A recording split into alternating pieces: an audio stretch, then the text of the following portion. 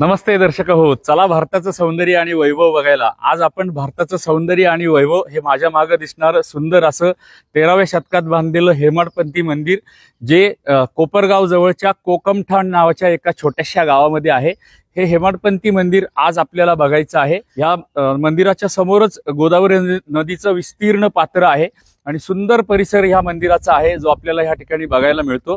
आणि मंदिर प्राचीन आहे, इथे खूप सारं शिल्पकाम आपल्याला बघायला मिळणार आहे. त्यामुळे नदीचा सुंदर परिसर आणि हे सुंदर मंदिर हे दोन्ही गोष्टी आपल्याला प्रसन्न करणार आहेत.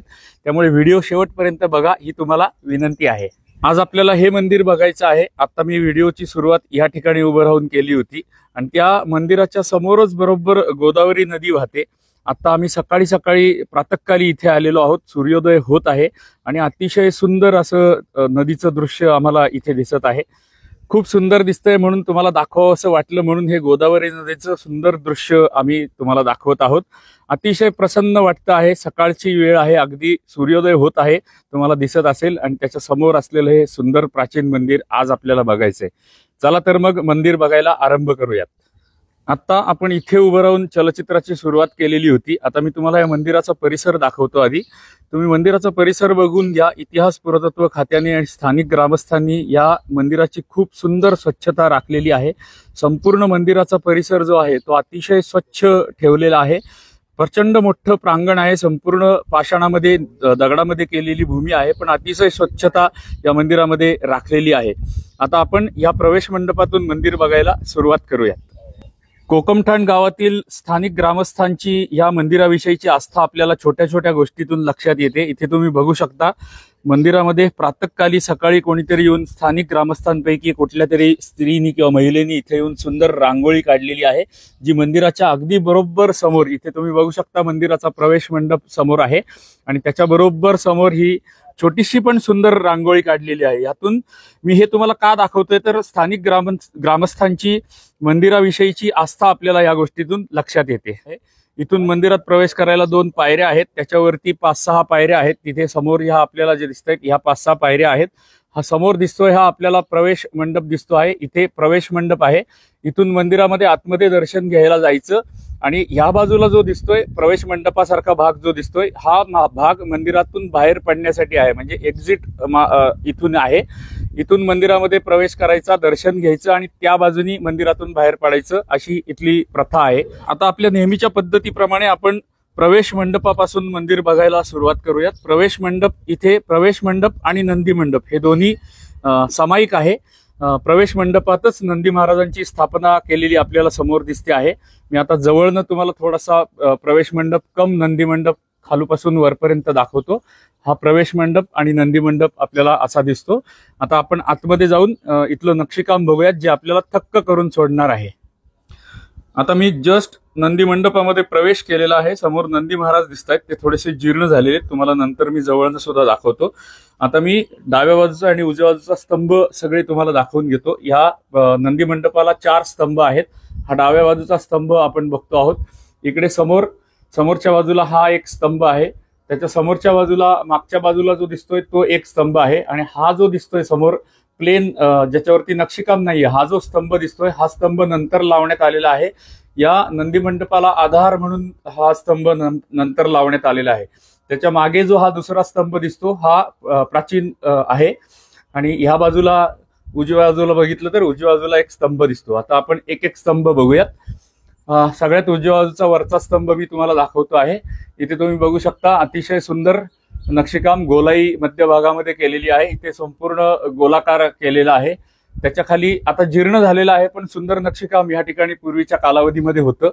इथे सुद्धा तुम्ही बघू शकता. इथे 3D कलाकुसरीचा नमुना आपल्याला बघायला मिळतो. इथे तुम्हाला दिसत असेल हे छोटं छिद्र दिसतंय तुम्हाला. आता हे छोट्या छिद्राचा बाहेरच्या बाजूचा हा जो दगड आहे हा दगड जसाच्या तसा आहे आणि आतमधला भाग छिन्नी हातोड्यांनी पोखरून काढलेला आहे. म्हणजे आपले पूर्वज जे होते ह्या बाजूला सुद्धा तुम्ही बघू शकता आपले पूर्वज किती कुशल कारागीर होते आणि कुठलीही आधुनिक शस्त्रास्त्र किंवा हत्यारं, ड्रिल मशीन, ग्राइंडिंग मशीन नसताना सुद्धा अशा प्रकारचं सुंदर कोरीव काम त्यांनी आपल्यासाठी करून ठेवलेलं आहे. हे बघायला आपण आलं पाहिजे आणि आपल्या पुढच्या पिढीला सुद्धा उद्युक्त केलं पाहिजे, प्रोत्साहित केलं पाहिजे. इथे तुम्ही बघू शकता खालच्या बाजूला एक फुलांसारखी काहीतरी नक्षीकाम केलेलं आहे. त्याच्या खाली विटांचं बांधकाम आहे. आता हे 13व्या शतकात साधारणपणे असं म्हटलं जातं की हे 13व्या शतकात बांधलेलं मंदिर आहे, पण एवढं जुनं मंदिर असूनही इथं विटा आणि दगड यांचं दोन्हींचं मिश्रण केलेलं आपल्याला दिसतं. असं हे सुंदर मंदिर आहे. आत्ता जो आपण स्तंभ हा बघितला, असेच बाकीचे 3ही स्तंभ आहेत. आता आपण नंदी महाराज बघूयात आणि नंदी महाराजांपासून पुढे जाऊयात. आता हे नंदी महाराज अतिशय प्राचीन आहेत आणि ह्या परिसरातील नगर आणि सिन्नर किंवा आपण जे अकोला तालुक्यातील मंदिरं इथल्या ह्या भागातली बघितली, त्या सगळ्या भागांमध्ये जो खडक किंवा दगड मंदिर बांधकामासाठी, मूर्ती घडवण्यासाठी वापरण्यात आलेला आहे, तो जीर्ण होत जाणारा दगड आहे. त्यामुळं आपोआप त्यांची झीज होत जाते. तसे इथल्या नंदी महाराजांची थोडीशी झीज झालेली आहे, परंतु आपल्याला नंदी महाराजांचं दर्शन बाहेरच नंदी मंडपामध्ये घडतं. आता आपण नंदी मंडपाच्या पुढे असलेलं प्रवेशद्वार बघत आहोत. हे प्रवेशद्वारावरती द्वारपाल आपल्याला दिसत असतील. द्वारपाल आणि द्वारपालिका इथे आहेत. सगळ्यात मध्यभागी जर मोठ्या आकाराची जी बघताय तुम्ही, ही समोरची मधली जी मूर्ती आहे किंवा शिल्प आहे, हे विष्णूचं शिल्प आहे. एका हातात गदा, खालच्या हातामध्ये गदा घेतलेली आपल्याला दिसते, वरच्या हातामध्ये शंख दिसतोय, त्याच्या वरच्या डाव्या हातामध्ये चक्र घेतलेलं दिसतंय. शंख, चक्र, पद्म, गदा हातात घेतलेली ही विष्णूची मूर्ती इथे आहे. त्याच्या उजव्या बाजूला एक द्वारपालिका आहे, एक द्वारपाल आहे आणि ह्या बाजूला 2 द्वारपाल आहेत. त्याच्यावरती सुंदर नक्षीकाम केलेलं आहे. तुम्ही विष्णूच्या गळ्यातील दागिने जरा बघा, अगदी बारीक आकाराचं नक्षीकाम ह्या दागिन्यांवरती केलेलं आहे.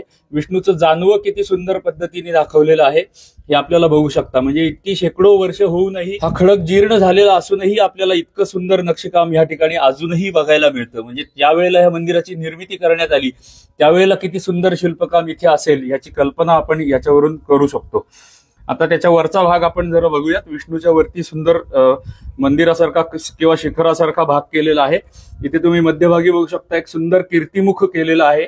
शिव आणि विष्णूचं मिलन असलेलं मंदिर आपल्याला हे बघायचं आहे. त्यामुळे इथे शिवाचे पण चिन्ह दिसणार आणि विष्णूचे पण चिन्ह दिसणार. शिवाचं चिन्ह म्हणून इथे कीर्तिमुख आहे. त्याच्यावरती जर आपण बघितलं तर सुंदर 3D टाईप किंवा 2D टाईप किंवा डिजिटल डिझायनिंग सारखं नक्षीकाम दगडामध्ये केलेलं आपल्याला दिसतं. त्याच्यावरती छोट्या आकारामध्ये नक्षीकाम केलेलं आहे आणि इथे घंटा अडकवलेली आहे किंवा घंटा अडकवल्यासारखं किंवा एखादं तोरण उभं लावलेलं आहे, असा आकार इथे या स्तंभावरती कोरलेला आहे. त्याच्यावरती जर आपण बघितलं तर वरच्या बाजूला ही जी 2 होल दिसत आहेत आपल्याला, ही 3D टाईप म्हणजे आतला भाग पोखरून त्याच्यामधला काढलेला आहे. अतिशय सुंदर असा शिल्पकलेचा नमुना आपल्याला या ठिकाणी बघायला मिळतो. आता मी तुम्हाला एका बाजूचा हा स्तंभ दाखवला, असाच स्तंभ दुसऱ्या बाजूला सुद्धा आहे. सगळ्यात आतली जी द्वारशाखा आहे, जी प्रवेशद्वाराच्या अगदी बाजूला आहे, त्या प्रवेशद्वाराच्या द्वारशाखेवरती सुद्धा सुंदर नक्षीकाम 3ही बाजूनी केलेलं आपल्याला दिसतं. आता आपण बघत आहात त्या डाव्या बाजूच्या द्वारशाखा आहेत आणि डाव्या बाजूचे द्वारपाल मी आता तुम्हाला समोरनं दाखवतो. एकदम जसे उजव्या बाजूला द्वारपाल आहेत तसेच डाव्या बाजूला सुद्धा द्वारपाल आपल्याला बघायला मिळतात. विष्णूची मूर्ती, द्वारपाल आणि द्वारपालिका आपल्याला डाव्या हातालाही बघायला मिळतात. या द्वारपालाच्या गळ्यातलं दागिने जरा तुम्ही बघा.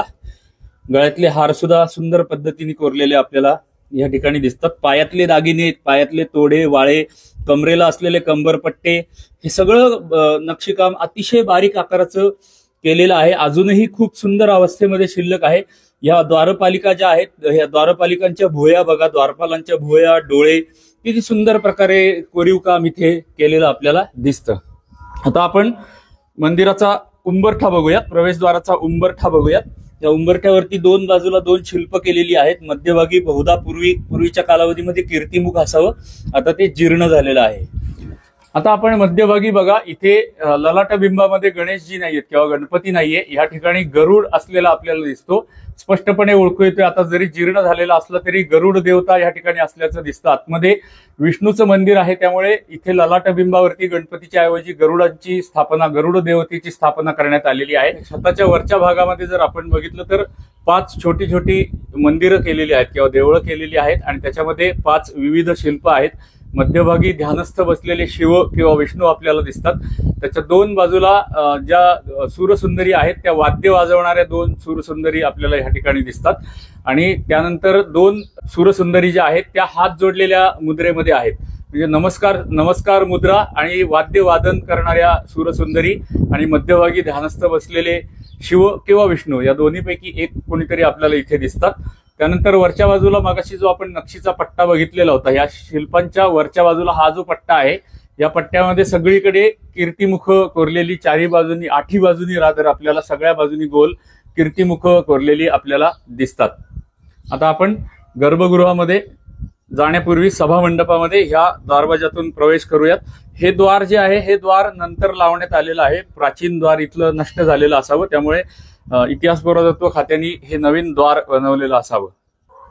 आता आपण नंदी मंडपातून आतल्या सभा मंडपामध्ये प्रवेश केलेला आहे. या मंदिराची रचना जर बघितली, आता आपण बघितलेला नंदी मंडप किंवा प्रवेश मंडप, त्याच्या आतमध्ये आल्यानंतर हा सभा मंडप, त्याच्या आतमध्ये आपण इथे मध्यभागी जर बघितलं, ह्या ठिकाणी जे आहे ह्याला अंतराळ म्हणतात मंदिराचं, आणि सगळ्यात आतमध्ये मंदिराचं गर्भगृह आहे. आता आपण पहिल्यांदा हा सभा मंडप बघून घेऊ आणि मग अंतराळ आणि मग गर्भगृहामध्ये आतमध्ये जाऊयात.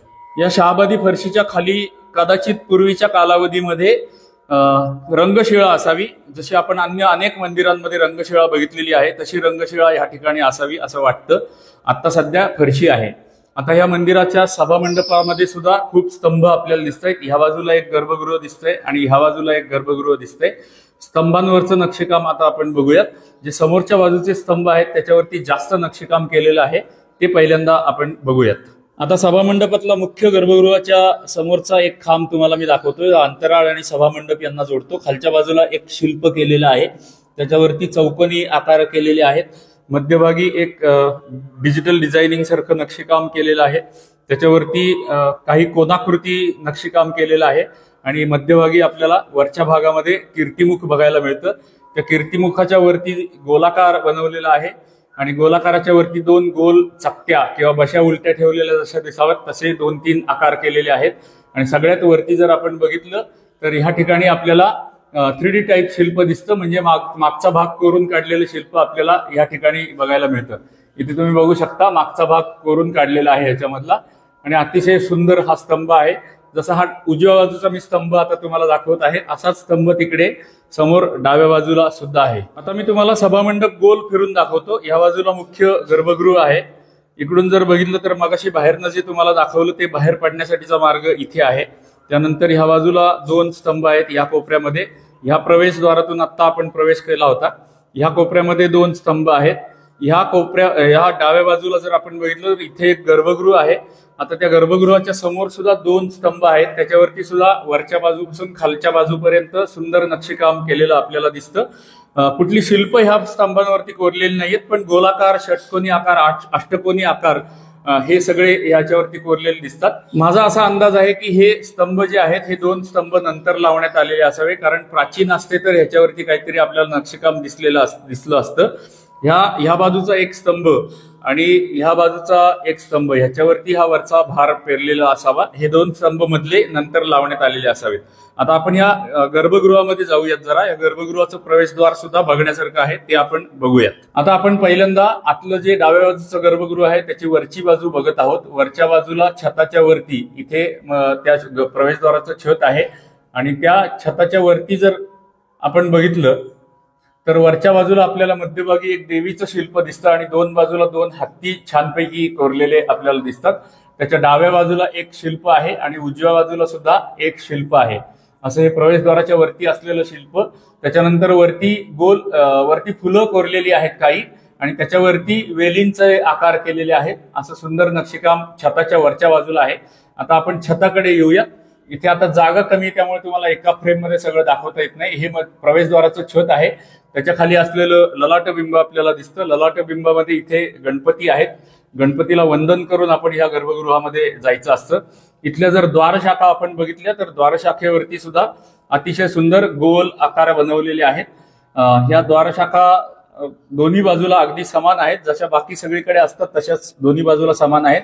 इथे छोट्या आकारामध्ये अतिशय 1-1.5 इंचाचं फक्त हे शिल्प आहे, तेव्हा कीर्तिमुख आहे. एक कीर्तिमुख मध्ये आपल्याला कोरलेलं दिसतं. ही मधली गोलाई कोरून काढलेली जरा तुम्ही बघा, आणि त्याच्या खाली सुंदर नक्षीकाम आहे आणि सगळ्यात खाली द्वारपाल आहेत. हे द्वारपाल आता आपण खाली व्यवस्थित समोरनं मी तुम्हाला दाखवण्याचा प्रयत्न करतो. आता आपण ह्या डाव्या बाजूच्या गर्भगृहाच्या प्रवेशद्वाराच्या डाव्या बाजूला असलेले द्वारपाल बघत आहोत. इथे द्वारपाल म्हणून पुन्हा एकदा मध्यभागी विष्णूची शिल्प केलेलं आपल्याला दिसतं. किंवा विष्णूच्या उजव्या हाताला जर इकडे बघितलं तर आपण एक द्वारपालिका आहे आणि एक द्वारपाल आहे. हातामध्ये विविध वस्तू त्यांनी घेतलेल्या आहेत आणि त्याच्या उजव्या बाजूला जर आपण बघितलं तर उजव्या बाजूला एक द्वारपाल आपल्याला केलेला दिसतो. आता ह्या विष्णूचे दागिने जरा बघून घ्या, विष्णूचे अलंकार बघून घ्या. त्याच्या गळ्यामध्ये असलेले हार, माळा, कंबरपट्टा, खाली वस्त्र जे नेसलेलं आहे त्या वस्त्रावरती असलेलं नक्षीकाम, त्याच्या खाली घातलेला मोठ्या आकाराचा हार, हे सगळं बारीक नक्षीकाम आपल्याला ह्या सुंदर विष्णूच्या मूर्तीमध्ये बघायला मिळतं. जसे ह्या बाजूला द्वारपाल आहेत तसेच उजव्या बाजूला सुद्धा आहेत, ते मी तुम्हाला एकदा जस्ट दाखवतो. आता आपण जे बघत आहात ते उजव्या बाजूचे द्वारपाल आहेत, मध्यभागी विष्णू आहे आणि जसं डावीकडे होतं तसंच उजवीकडे द्वारपाल आणि द्वारपालिका आपल्याला दिसतात. आता मध्यभागी असलेला उंबरठा आता आपण जरा बघूयात. या उंबरठ्यावरती जर तुम्ही बघितलं तर दोन्ही बाजूला 2 कीर्तिमुख केलेली आहेत आणि ही कीर्तिमुख नुसती कोरलेली नाहीत, ही प्रोजेक्टेड कीर्तिमुख आहेत. म्हणजे दगड बाहेर आलेले, त्यांची तोंड बाहेर आलेली आहेत. अशा प्रकारची सुंदर कीर्तिमुख आपल्याला या उंबरठ्यावरती बघायला मिळतात. आता आपण आतमध्ये गर्भगृहामध्ये प्रवेश करून आतमध्ये काय आहे ते बघूयात. आता ह्या गर्भगृहामध्ये खालच्या बाजूला जर आपण बघितलं, मध्यभागी तुम्ही बघा पांडुरंगाची एक मूर्ती आहे. कमरेवरती हात ठेवलेली सुंदर अशी पांडुरंगाची मूर्ती खालच्या बाजूला आपल्याला या आसनावरती केलेली. हे देवतेसाठी असलेलं आसन आहे आणि त्याच्यावर समोर पांडुरंगाचं शिल्प आहे. दोन्ही बाजूला एकावर एक कलश ठेवून सुंदर नक्षीकाम केलेलं आहे. त्याच्यावरती जी देवतेची मूर्ती आहे ही देवतेची मूर्ती पूर्णपणे जीर्ण झालेली आहे. त्यामुळे कोणत्या देवतेची ही मूर्ती होती आता काहीच कळत नाहीये, पण गोलाकार दगड इथे ठेवलेला दिसतो. म्हणजे इथे मूर्ती असेल कदाचित पूर्वी, पण आता लक्षात येत नाही कोणत्या देवतेची आहे. त्याच्या मागे एक वरती देवकोष्टक आहे, देवकोष्टकाच्या वरती थोडंसं नक्षीकाम केलेलं आहे आणि हे पूर्ण दगडी गर्भगृह आहे. वरच्या बाजूला जर बघितलं तर गोलाकार छत आपल्याला बघायला मिळतं आणि मध्यभागी असलेलं सुंदर एक कमळ सुद्धा आपल्याला या ठिकाणी बघायला मिळतं. आता आपण मुख्य गर्भगृहाच्या दिशेने जाणार आहोत. हे डाव्या बाजूचं असलेलं गर्भगृह आता आपण बघितलं. आता मी तुम्हाला सभामंडपाचं छत दाखवत आहे. गर्भगृहामध्ये जाण्यापूर्वी इथलं छत जे आहे सभामंडपाचं छत ते अतिशय बघण्यासारखं आहे. वरती अनेक सूरसुंदरी कोरलेल्या आपल्याला दिसतात. त्यातल्या काही सूरसुंदरी नर्तन करतायत, नृत्य करतायत. काही सूरसुंदरी ज्या आहेत त्या विविध प्रकारची वाद्य वाजवताना दिसतात. काही यक्षिका सुद्धा आपल्याला या ठिकाणी बघायला मिळतात आणि अतिशय सुंदर वेगवेगळ्या प्रकारची वाद्य वाजवताना, नृत्य वाजवताना इथे आपल्याला वरती बघायला मिळतात. सगळ्यात वरती जर आपण मध्यभागी बघितलं तर आपल्याला दगडी झुंबर दिसतं आणि हे दगडी झुंबर अडकवलेलं आहे, प्रोजेक्टेड आहे. त्या झुंबराच्या खाली 3 फुटाचा जवळपास आतमध्ये आता जो मधला डाव्या बाजूचा भाग पडलेला आहे त्याच्यावरती जर बघितलं तर 3 फुटाचा आतमध्ये भाग आहे. म्हणजे एवढ्या मोठ्या आकाराचं दगडी झुंबर आपल्या पूर्वजांनी कसं बनवलेलं असेल याची तुम्ही कल्पना करू शकता. या मंदिराच्या बाहेरच आम्हाला हा एक आतल्या झुमराचा तुटलेला तुकडा दिसला. मगाशी आपण बघितलं होतं की झुमराचा एक भाग ढासळलेला होता, तो आम्हाला मंदिराच्या बाहेर या अशा अवस्थेमध्ये दिसला. आता मंदिराचा अंतराळ आपण बघत आहोत. या ठिकाणी अंतराळामध्ये सुद्धा 2 बाजूला 2 देवकोष्टकं केलेली आहेत. ह्या बाजूचं हे देवकोष्टक आहे आणि तसंच देवकोष्टक ह्या बाजूला सुद्धा केलेलं आहे. मध्यभागी गर्भगृहाचं प्रवेशद्वार आहे आणि गर्भगृहाला सुंदर नक्षीकाम केलेलं आहे, ते आता आपण बघूयात. ह्या प्रवेशद्वारावरती पहिल्यांदा मी डाव्या बाजूला असलेले द्वारपाल तुम्हाला दाखवतो. या द्वारपाल जर तुम्ही बघितले तर द्वारपालावरती जसे आपण बाहेर बघितले होते तसेच द्वारपाल इथे आहेत. मध्यभागी विष्णूचं शिल्प आहे आणि दोन्ही बाजूला 2-2 द्वारपाल आणि द्वारपालिका केलेल्या आपल्याला दिसतात. जसे बाहेर होते तसेच इथे आहेत, त्यामुळे मी जास्त एक्सप्लेन करत नाही, विशद करत नाही. त्याच्यावरती असलेलं सुंदर नक्षीकाम या ठिकाणी आपण बघू शकता आणि त्याच्यावरती असलेल्या द्वारशाखा, सुंदर कोरीव काम या ठिकाणी सुद्धा केलेलं आपल्याला द्वारशाखांवरती दिसतं. आता आपण ही द्वारशाखा बघितल्या, त्याच्यावरती असलेलं हे छत बघा. गर्भगृहाच्या प्रवेशद्वाराच्या वरती असलेलं हे छत आहे आणि त्याच्यावरती जसे आपण बाहेर बघितले होते तशाच इथे 5 छोटी छोटी मंदिरं केलेली आहेत आणि मध्यभागी एक देवतेचं मंदिर आणि डाव्या बाजूला आणि उजव्या बाजूला 4 अजून विविध प्रकारच्या मुद्रा असलेल्या सूरसुंदरी दाखवलेल्या आहेत. प्रवेशद्वाराच्या वरचं जे छत आहे त्याच्या खाली असलेल्या ललाटबिंबामध्ये इथेही आपल्याला गरुड, स्पष्टपणे गरुड देवता दर्शन करायला मिळते. ललाटबिंबामध्ये गणेशजीच्या ऐवजी किंवा गणपतीच्या ऐवजी गरुड असलेलं आपण पहिल्यांदाच बघितलं, कारण इथे विष्णूचं मंदिर आहे. त्याच्यावरती जर बघितलं तर 5 छोटी छोटी मंदिरं केलेली आहेत आणि या 5 छोट्या छोट्या मंदिरांमध्ये विविध प्रकारच्या सूरसुंदरी आपल्याला विविध मुद्रांमध्ये दिसतात. त्याच्या वरच्या बाजूला जर आपण बघितलं तर वरच्या बाजूला सुंदर छत आहे. गोलाकार कमळ वरती केलेलं आहे आणि छोटे छोटे होत जाणारे गोलाकार आपल्याला वरच्या भागात दिसतात. आता इथे अंधार असल्यामुळे तुम्हाला नीटसं दिसणार नाही. या कोपऱ्यात जर आपण बघितलं तर कोपऱ्यामध्ये आपल्याला कीर्तिमुख दिसतं. अशीच कीर्तिमुख चारी बाजूच्या कोपऱ्यांमध्ये केलेली आपल्याला दिसतात आणि मध्यभागी असलेली सुंदर नक्षीकाम आपण इथे बघू शकता. अतिशय सुंदर पद्धतीचं नक्षीकाम आणि 4 कोपऱ्यामध्ये 4 कीर्तिमुख आपल्याला इथे बघायला मिळतात. इथली जी देवकोष्टकं आहेत, ह्या देवकोष्टकांच्या वरती सुद्धा सुंदर शिल्पकाम केलेलं आहे. त्याच्यावरती सुद्धा कीर्तिमुख केलेली आहेत आणि मध्यभागी एक शिल्प आहे. ही देवकोष्टकाच्या वरची बाजू मी आता तुम्हाला दाखवतो आहे. देवकोष्टकामध्ये सध्या काहीही नाहीये. आता आपण मुख्य गर्भगृहामध्ये प्रवेश करूया, जे इथून आतमध्ये आहे. गर्भगृहामध्ये प्रवेश करण्यापूर्वी खालच्या बाजूला जर तुम्ही बघितलं तर खालच्या बाजूला 2 प्रोजेक्टेड कीर्तिमुख आहेत. जशी आपण मगाशी बघितली होती तशीच इथे सुद्धा बघायला मिळतात. आता जो आपण उंबरठा बघितला, त्या उंबरठ्याच्या वरच्या बाजूला इथे 3 खळगे केलेले आहेत. हे खळगे कशासाठी आहेत हे आमच्याही लक्षात आलं नाही, पण 3 खळगे इथे केलेले दिसतात. आणि आता आपण गर्भगृहामध्ये प्रवेश करत आहोत. ओम त्र्यंबकयजामहे सुगंधिं पुष्टिवर्धनम उर्वारुकमे वंदनान् मृत्योर्मुक्षीयमामृतात्. ओम तत्पुरुषाय विद्महे महादेवाय धीमहि तन्नो रुद्रः प्रचोदयात्. ओम नारायणाय विद्महे वासुदेवाय धीमहि तन्नो विष्णुः प्रचोदयात्.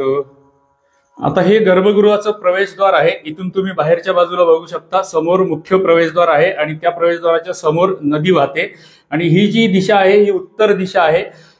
सामान्यतः आपण कुठल्याही शंकराच्या मंदिरामध्ये प्रवेश केल्या केल्या आपल्याला पिंड जी असते ती आडवी दिसते, पण इथे मात्र समोरच्या दिशेला म्हणजे गर्भगृहाच्या दिशेला तोंड करून असलेली शिवपिंड आपल्याला बघायला मिळते. कारण हे उत्तराभिमुख मंदिर आहे म्हणून इथली शिवपिंड प्रवेशद्वाराकडे तोंड करून आहे. हे ह्या इथल्या शिवपिंडीचं वैशिष्ट्य आपल्याला बघायला मिळतं. आता आपण इथल्या विष्णूच्या मूर्ती बघूया. तिथे विष्णूच्या सुंदर अशा 2 मूर्ती आपल्याला बघायला मिळतात. सगळ्यात मोठी जी मधली मूर्ती आहे ती अतिशय सुंदर शंख चक्र पद्म गदा हातामध्ये धारण केलेली मूर्ती आपल्याला बघायला मिळते.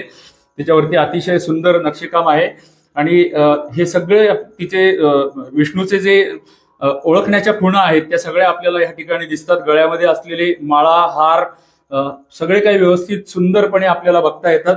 इथे सुंदर नक्षीकाम कमरेवरती कंबरपट्टा वगैरे इथे केलेला आहे आणि त्याच्या पाय आणि पायावरचे दागिने सगळं काही आपल्याला सुंदर पद्धती इथे बघता येतं. अशी सुंदर विष्णूची मूर्ती मध्यभागी ठेवलेली आहे आणि त्याच्या उजव्या बाजूला सुद्धा एक विष्णूची मूर्ती आपल्याला दर्शन घ्यायला या ठिकाणी मिळते. अशा 2 विष्णूच्या मूर्ती या ठिकाणी ठेवलेल्या आहेत गर्भगृहामध्ये. ह्या विष्णूच्या मूर्तीच्या वरती जर आपण बघितलं तर वरती काही छोटंसं नक्षीकाम केलेलं आहे. त्याच्यावरती सूरसुंदरी आपल्याला दाखवलेल्या आहेत किंवा यक्षिणी आपण म्हणू शकतो. ह्या बाजूला जर बघितलं तर इथे हात वर केलेले आपल्याला दिसतात. काही यक्षिणी आणि काही सूरसुंदरी आपल्याला या ठिकाणी गर्भगृहामध्ये चारी बाजूला बघायला मिळतात. वरच्या बाजूला जर आपण बघितलं तर वरच्या बाजूला सुंदर नक्षीकाम मधल्या पट्ट्यामध्ये केलेलं आहे. आता इथे ट्यूबलाईट लावलेली आहे त्यामुळं फारसं व्यवस्थित तुम्हाला दिसणार नाही, पण खूप सुंदर नक्षीकाम वरती छतावरती सुद्धा केलेलं आपल्याला दिसतं. मध्यभागी गोलाकार असलेलं कमळ अतिशय छान आहे. आता आपल्याला मंदिर बाहेरनं बघायला सुरुवात करायची आहे. तत्पूर्वी इथे लक्षात आलेली एक गोष्ट तुम्हाला दाखवतो. मगाशी मी जेव्हा तुम्हाला या सभामंडपाचं छत दाखवलं त्यावेळेला आतला खड्डा व्यवस्थित दिसत नव्हता. आता आम्ही टॉर्च मारून तुम्हाला दाखवतोय. आतला खड्डा आपल्याला स्पष्टपणे दिसतोय. म्हणजे किती मोठ्या आकाराचा, जवळपास 4-5 फुटाचा तो खड्डा आहे आणि एवढ्या मोठ्या आकाराचं दगडी झुंबर या ठिकाणी आपल्या पूर्वजांनी आपल्यासाठी बनवून ठेवलेलं होतं. पण त्याचा एक भाग ढासळलेला आहे. त्याच्या वरचा भाग सुद्धा ढासळायला सुरुवात झालेली आहे. आमची इतिहास पुरातत्व खात्याला आमची आणि इथल्या ग्रामस्थांची सुद्धा विनंती आहे की याकडे जरा लक्ष देऊन याची दुरुस्ती करण्यात यावी आणि पुढे अजून याला इजा किंवा नुकसान होण्यापासून वाचवावं ही इतिहास पुरातत्व खात्याला विनंती आहे. जसा मंदिराचा बाहेरचा परिसर अतिशय सुंदर पद्धतीने इतिहास पुरातत्व खात्याने राखलेला आहे, तशीच याची सुद्धा काहीतरी दुरुस्ती आणि देखभाल करावी ही विनंती आहे. हे डाव्या बाजूचं फुल जर तुम्ही बघितलं तर हे तिरकं झालंय. म्हणजे ऑलरेडी हे आता जिथे टॉर्च पडलाय ना हे फुल तिरकं झालंय. म्हणजे हे पडायला आलेलं आहे. हे काही वर्षानंतर किंवा काही महिन्यामध्ये पडू शकतं. तर ह्याच्याकडे त्यांनी लक्ष द्यावं ही विनंती आहे. या दारातून बाहेर आले आले आपल्याला सुंदर नदीचा परिसर उजव्या हाताला दिसतो. या मंडपाचे खांब आता तुम्ही बघू शकता. जसे त्या बाजूला खांब होते तसेच ह्या ठिकाणी सुद्धा काम केलेले आहेत. प्रोजेक्शन इथे सुद्धा आहे. 3D प्रोजेक्शन मागचा भाग कोरलेला इथेही आपल्याला बघायला मिळतो. तसाच स्तंभ ह्या बाजूला सुद्धा आहे. इथे काहीतरी तुटलेलं फुटलेलं काहीतरी दिसतंय. हे जीर्ण झालेलं आहे आणि ह्या द्वारावरची सुद्धा द्वारपाल तसेच्या तसे आहेत जसे आपण पहिल्या दोन्ही द्वारांना बघितलेले होते, मुख्य प्रवेशद्वारावरती आणि गर्भगृहाच्या प्रवेशद्वारावर तसेच इथं आहेत.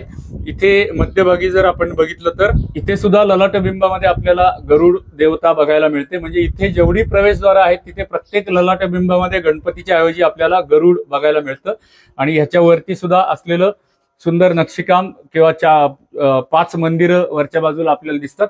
इथे तुम्हाला जरा चांगलं दिसेल. आतापर्यंत मी जी तुम्हाला छत दाखवली ना तिथे व्यवस्थित दिसलं नसेल कारण आतमध्ये अंधार होता, पण इथलं छत व्यवस्थित दिसतंय. अर्थात हे आता ह्याचं नुकसान झालेलं आहे पण बऱ्यापैकी शिल्लक आहे. ह्याच्यावरनं तुम्हाला कल्पना येईल ह्याच्यापेक्षा शतपट सुंदर आतलं सभामंडपातलं छत आणि तिथलं दगडी झुंबर आहे.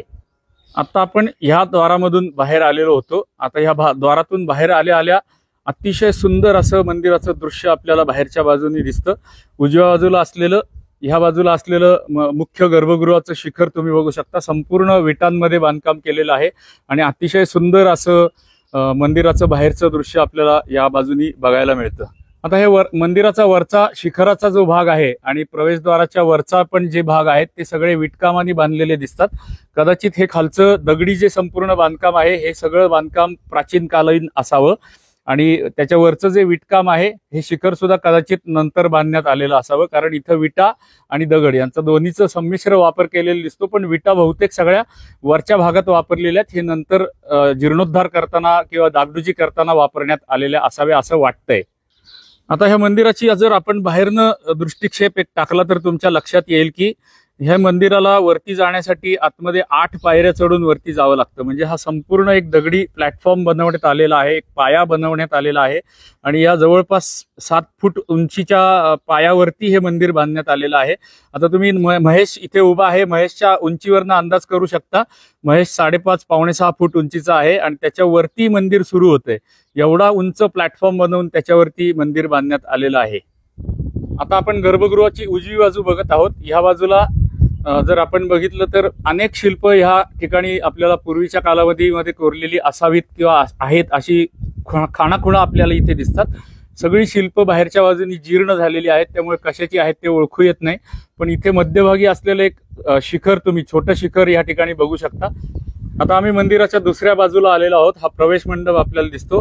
ही समोरचा कोपरा आहे, डाव्या बाजूचा कोपरा आणि ह्या ठिकाणी मध्यभागी जर आपण बघितलं तर इथे आपल्याला जाल वातायनासारखे काही शिल्प केलेली दिसतात. ही आरपार जाल वातायन नाहीयेत, आत्ता तरी आतमधनं बाजूनी बंद आहेत, पण बाहेरनं जाल वातायन आहेत असं भासण्यासाठी या प्रकारचं नक्षीकाम या ठिकाणी केलेलं असावं.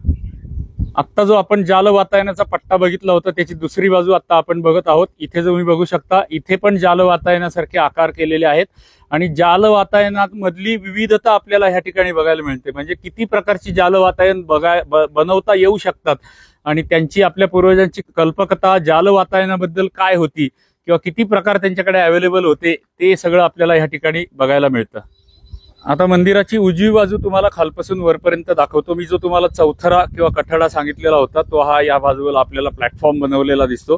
त्याच्यावरती मंदिराची निर्मिती सुरू होती. संपूर्ण पाषाणामध्ये बनवलं. हा संपूर्ण इथपर्यंतचा दिसणारा भाग जो आहे मध्यभागी इथपर्यंतचा जो भाग आहे हा संपूर्ण पाषाणात बनवलेला आहे आणि त्याच्यावरती जे आपल्याला शिखर दिसतंय हे शिखर विटकामामध्ये वीट आणि चुना वापरून केलेलं आहे. कदाचित हे जीर्णोद्धारामध्ये नंतर बांधलेलं असावं, पण हे खालचं जे बांधकाम आहे सगळं दगडी, हे दगडी बांधकाम अतिशय प्राचीन आहे. आता इथे तुम्ही बघू शकता आतमध्ये मंदिरामध्ये अभिषेक जो केला जातो महादेवाला त्याचं तीर्थ ह्या ठिकाणाहून बाहेर येतं. तिथून खाली जर इथे आपण बघितलं तर ही पन्हाळी बनवलेली आहे, दगडी पन्हाळी आहे ही. या दगडी पन्हाळीमधून ते तीर्थ बाहेर येणार आणि इथे समोरच्या बाजूला पूर्वीच्या कालावधीमध्ये इथे कुंड असावं ज्याच्यामध्ये ती तीर्थ जमा होणार. अशी तीर्थासाठी केलेली रचना आपल्याला मंदिराच्या उजव्या बाजूला दिसते. आता हे सगळं मधलं जे भाग आहे हा सगळा खराब होऊन गेलेला आहे, पण ह्या अवशेषांवरून आपल्याला नक्की लक्षात येतं की ह्या ठिकाणाहून तीर्थ बाहेर येणार, या पन्हाळीतून बाहेर येणार आणि इथे समोर असलेल्या कुंडामध्ये येऊन ते तीर्थ पडणार. अशी व्यवस्था प्राचीन कालावधीमध्ये असावी. मंदिराच्या उजव्या बाजूला जिथे आता आपण तीर्थाचं गोमुख बघितलं त्याच्या उजव्या बाजूलाच हे मध्यभागी एक शिल्प कोरलेलं छोट्याशा देवकोष्टकामध्ये आपल्याला दिसतं. आता हे सगळं जीर्ण झालेलं आहे, त्यामुळे त्याच्यावरती एक देवकोष्टक आहे, त्याच्यामध्ये पण एक शिल्प आहे. हे सगळं जीर्ण झालेलं असल्यामुळं लक्षात येत नाही नेमकं कशाची आहेत ही शिल्प, पण सुंदर शिल्प ह्या ठिकाणी कोरलेली आहेत. बऱ्यापैकी अवस्थेत आपल्याला निदान कल्पना तरी करायला येते की काय काय वैभव ह्या ठिकाणी आपल्या पूर्वजांनी निर्माण करून ठेवलेलं असावं. मंदिराच्या मागच्या बाजूला आम्हाला अजून 2 देवकोष्टकं दिसली. इथे तुम्ही उजव्या बाजूला बघू शकता एक देवकोष्टक आहे, त्याच्यामध्ये एक सूरसुंदरी सारखं काहीतरी शिल्प आहे किंवा कोणती तरी देवता असावी.